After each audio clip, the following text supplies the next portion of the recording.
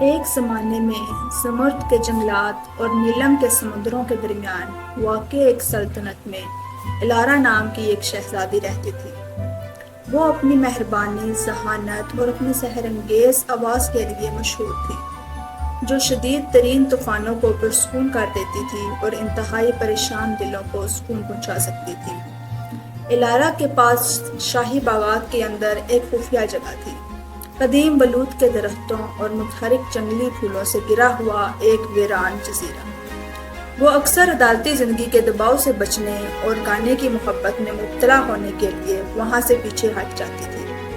ایک دوپہر جب وہ ایک اداس گانا گا رہی تھی، سونے کے پروں اور زمرد جیسی آنکھوں والا ایک چھوٹا چمکتا ہوا پرندہ نیچے پھڑپھڑا کر اس کے قریب کی ایک شاخ پر بیٹھ گیا۔ حیران ہو کر الارا نے گانا چھوڑ دیا اور پرندے کو دیکھا۔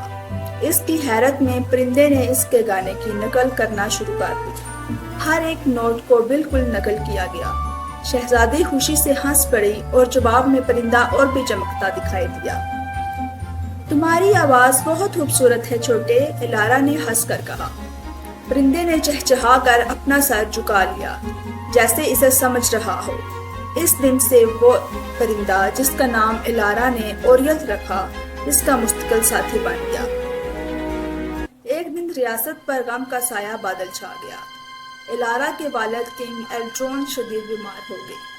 ملک میں بہترین شفا دینے والوں کو بلایا گیا، لیکن کوئی بھی پراسرار بیماری کا علاج نہ کر سکا۔ مایوس ہو کر الارا نے شاہی لائبریری کا دورہ کیا اور حل تلاش کیا۔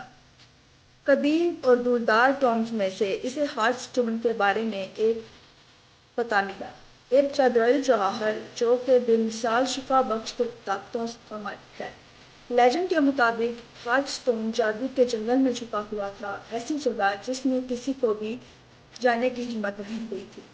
اپنے والد کو بچانے کے لیے الارا نے خطرناک سفر شروع کرنے کا فیصلہ لیا۔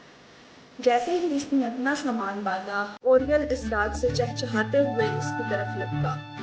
تم میرے ساتھ آنا چاہتے ہو؟ الارا نے پوچھا۔ پرندے نے سر ہلایا، اس کی زمرد کی آنکھیں عزم سے چمک رہی تھی۔ ایک ساتھ انہوں نے جادو کے جنگل میں قدم رکھا۔ سفر خطرے سے بھرا ہوا تھا۔ انہوں نے غدار راستوں، مفلاحوں محلات اور فریب دینے والے فریب کا سامنا کیا، لیکن الارا کی غیر مسلسل اور اوریل کے شدید پریاس نے ہر آزمائش کی رہنمائی کی۔ جنگل کے درمیان میں انہوں نے چمکدار جڑوں کے ساتھ ایک پرانا درخت دیکھا، جڑوں کے اندر گرا ہوا ہارٹ سٹون، جو ایک سکون بخش سنہری روشنی پھیلا رہا تھا۔ جیسے ہی الارا اس کے لیے پہنچی، ایک محافظ روح نمودار ہوئی، جو اس کے ارادوں کو جاننے کا مطالبہ کر رہی تھی۔ الارا نے اپنے والد کی بیماری اور پتھر کی تلاش کی وضاحت کی۔ اس کی بےلوثی سے متاثر ہو کر روح نے اسے ہارٹ سٹون لینے کی اجازت دی۔ سٹون ہاتھ میں لے کر الارا اور اوریل جلدی سے محل کی طرف واپس چلے گئے۔ اس نے جواہر اپنے باپ کے سینے پر رکھا اور ایک تابناک روشنی نے اسے اپنی لپیٹ میں لیا۔ کچھ ہی لمحوں کے بعد بادشاہ نے اپنی آنکھیں کھولی۔ مکمل طور پر شفا یاب اور پہلے سے زیادہ مضبوط، بادشاہ نے خوشی منائی اور الارا کی بہادری دور دور تک منائی گئی۔ تاہم اوریل کے پاس ایک آخری سرپرائز تھا۔ جیسے ہی بادشاہی کا جشن منایا گیا، پرندہ روشنی کے ایک شاندار وجود میں تبدیل ہو گیا، ایک محافظ روح جو پاک دلوں کی مدد کے لیے بھیجی گئی۔